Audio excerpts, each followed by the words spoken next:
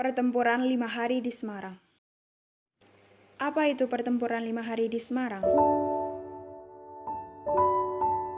Yaitu serangkaian pertempuran yang berlangsung antara rakyat Indonesia dan tentara Jepang. Pertempuran yang menjadi bagian dari sejarah kota Semarang yang terjadi pada tanggal 15 sampai 19 Oktober 1945. Waktu itu adalah masa transisi kekuasaan dari Jepang ke Belanda. Dan seharusnya kekuasaan Jepang di Indonesia sudah berakhir.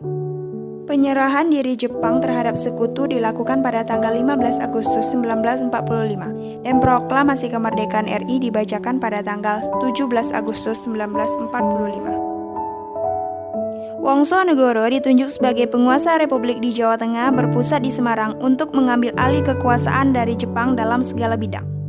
Dan dibentuk Badan Keamanan Rakyat yang menjadi Tentara Keamanan Rakyat. Apa penyebab peristiwa 5 hari di Semarang? Yang pertama, kericuhan penyitaan senjata Jepang. Jadi kecurigaan bahwa senjata tentara Jepang tidak akan digunakan untuk melawan Jepang. Tentara Jepang dipindahkan dari Cempiring ke Bulu dan bergabung dengan pasukan di Kidobutai. Kedua, isu racun pada air minum. Tersebar isu bahwa Jepang sudah meracuni sumber air minum warga di kota Candi Lama.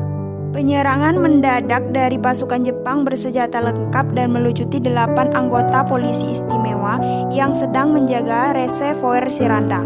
Kedelapan anggota polisi dibawa ke markas di Kidobutai, Jatilange. Gugurnya Dr. Karyadi.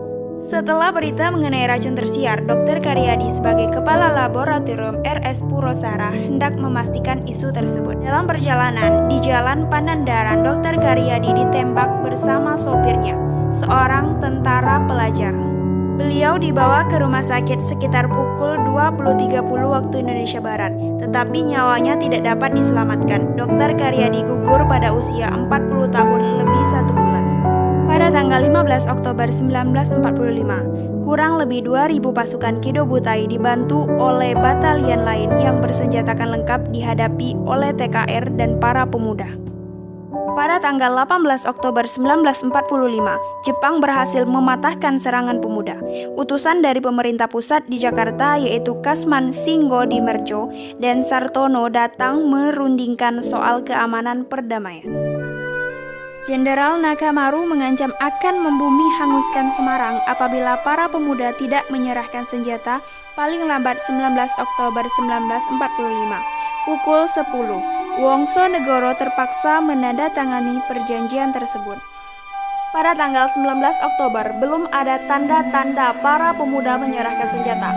Pukul 7.45 tersiar kabar bahwa tentara sekutu mendarat di pelabuhan Semarang untuk melucuti tentara Jepang. Dengan kedatangan sekutu, berarti telah mempercepat berakhirnya pertempuran antara pejuang Semarang dan tentara Jepang. PKR berhasil dikonsolidasi untuk mendapatkan bantuan dari wilayah lain di Jawa Tengah, membuat keadaan membaik menyulitkan Jepang. Hingga Jepang meminta Wongsonegoro untuk membatalkan pertempuran. Dan inilah hasil akhir dari pertempuran 5 hari di Semarang.